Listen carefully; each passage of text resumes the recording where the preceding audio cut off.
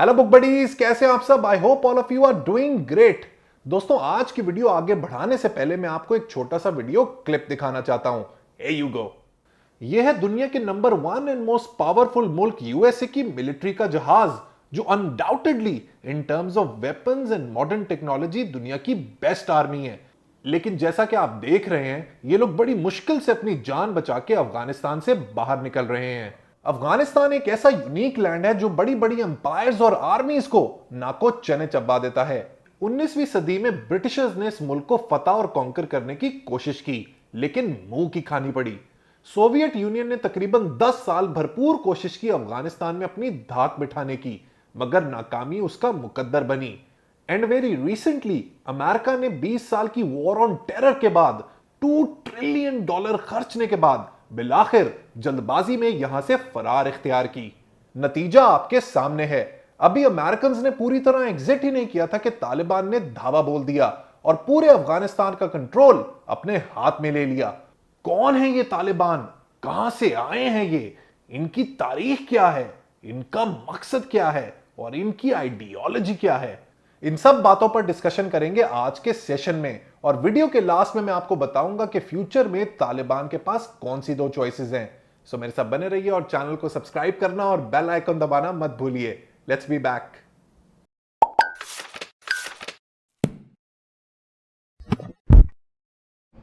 तालिबान की तारीख समझने के लिए मैं आपको लेकर चलता हूं इन द ईयर 1979, जब सोवियत यूनियन ने कम्युनिज्म का इन्फ्लुएंस बढ़ाने के लिए अफगानिस्तान पर कब्जा करना चाहा।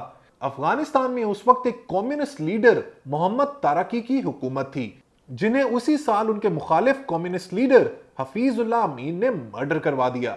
इसी दौरान अफगानिस्तान में कम्युनिस्ट पार्टी और इस्लामिस्ट में भी कॉन्फ्लिक्ट्स चल रहे थे। सोवियत यूनियन का अफगानिस्तान में आने की एक बहुत बड़ी वजह थी कोल्ड वॉर, जो उस वक्त दुनिया की 2 बड़ी super powers USA and USSR के बीच चल रही थी। बायपोलर वर्ल्ड का जमाना था, जिसमें कुछ मुल्क यूएसएसआर के साथ थे और कम्युनिज्म को सपोर्ट करते थे और कुछ यूएसए के साथ। सोवियत यूनियन ने स्लोली एंड ग्रेजुअली अफगानिस्तान में अपना सिक्का जमाना शुरू किया और मुल्क में कुछ स्टेबिलिटी आने लगी। यह बात यूएसए से बिल्कुल बर्दाश्त नहीं हुई और उसने सोवियत यूनियन से भरपूर बदला लेने का सोचा। लेकिन कैसे? हुआ कुछ यूं कि उस वक्त अफगानिस्तान में कम्युनिज्म के अगेंस्ट में ओपोजिंग आइडियोलॉजी थी इस्लामिस्ट मुजाहिदीन की। यूएसए ने मौका पाकर इन मुजाहिदीन को पैसों और हथियारों के जरिए सपोर्ट करना शुरू कर दिया। इसका अंदाजा आप इस तस्वीर से भी लगा सकते हैं, जिसमें अमेरिकन प्रेसिडेंट रोनाल्ड रेगन मुजाहिदीन लीडर्स के साथ बैठे बातें कर रहे हैं। इनको सपोर्ट करने के लिए अमेरिकन सीआईए ने बहुत बड़े ऑपरेशन को लॉन्च किया, जिसका नाम था ऑपरेशन साइक्लोन। क्लेम यह किया जाता है कि अलेजेडली इस ऑपरेशन में सऊदी अरेबिया और पाकिस्तान की टॉप इंटेलिजेंस एजेंसी आईएसआई ने सीआईए को भरपूर सपोर्ट किया। आहिस्ता आहिस्ता मुजाहिदीन अमरीकी सपोर्ट की वजह से मजबूत होते गए एंड इवेंचुअली फरवरी 1989 में सोवियत यूनियन को सरेंडर करने पर मजबूर कर दिया। नतीजा वही था जो हर बड़ी ताकत को भुगतना पड़ता है अफगानिस्तान में, फेलियर एंड डिफीट। 1990 में Afghanistan under the leadership of doctor Najibullah अपने आप को Islamic Republic of Afghanistan declare करता है, लेकिन मुजाहिदीन को यह क़यादत बिल्कुल मंजूर नहीं होती और वो मुसलसल स्टेट के साथ टकराव में रहते हैं और मुल्क में सिविल वॉर की कैफियत रहती है। बिलाखिर 1992 यानी कि 1992 में मुजाहिदीन सिविल वॉर जीत जाते हैं और अफगानिस्तान के लीडर बनते हैं बुरहानुद्दीन रब्बानी। अगले 2 सालों में अफगानिस्तान में एक नया मिलिटेंट ग्रुप सर उठा रहा होता है, जिनका नाम है तालिबान। ये लोग पहली दफा लाइमलाइट में आते हैं इन द ईयर 1994, जब ये डिक्लेयर करते हैं कि वो अफगानिस्तान में शरीयत का निजाम नाफिज करना चाहते हैं और करप्ट लीडरशिप से मुल्क की जान छुड़ाना चाहते हैं। सिर्फ 2 साल के अंदर अंदर यानी कि 1996 में ये लोग पावर में भी आ जाते हैं। तालिबान का मतलब है स्टूडेंट। ये तालिब की जमा है, means it's the plural of the word talib which means student. इनका ताल्लुक प्राइमरीली अफगानिस्तान के पश्तून एरिया से है, जो ईस्टर्न और सदर्न अफगानिस्तान में है। तालिबान के फाउंडर लीडर थे मुल्ला उमर, जो बाद में अमीर ऑफ अफगानिस्तान भी बने। वक्त के साथ साथ तालिबान ने इस्लामी शरीयत के नाम पर अपनी कंजर्वेटिव, रिप्रेसिव और ऑपरेसिव सोच अफगानी लोगों पर थोपना शुरू कर दी। उनके मुताबिक हर वो चीज हराम थी जो वेस्ट की इजाद थी। तालिबान ने बेतहाशा चीजों को बैन किया, जैसे कि internet, music, photography, cinema, VCR, painting, kite flying, clean shave. उसके अलावा सबसे इंपॉर्टेंट चीज ये थी कि उन्होंने 10 साल से ऊपर हर लड़की की पढ़ाई पर पाबंदी लगा दी।